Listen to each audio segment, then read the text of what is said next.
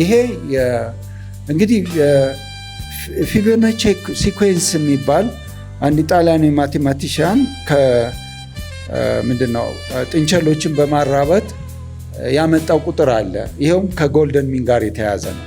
1 2 3 5 8 13 21 እያለ የሚቀጥል ማለት ነው።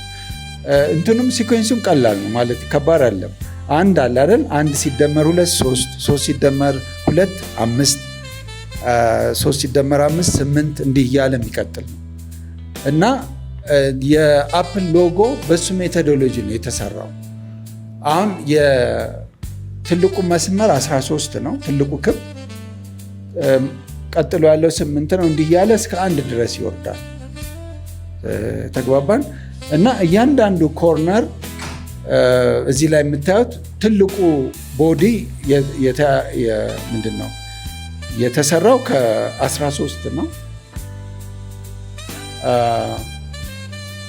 ከዛ ቀጥሎ የተገመጠችው ፓርት በ8 ነው የተሰራቸው። እነዚህ ነምበሮች የጎልደን ሚን ሲኩዌንስ ናቸው።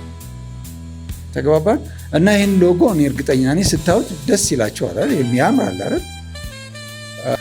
እና ማለት እነዚህ ሎጎዎች ሲሰሩ እንዲህ ዝም ብሎ በደመ ነፍስ እንዳልሆነ እንድታውቁት ነው።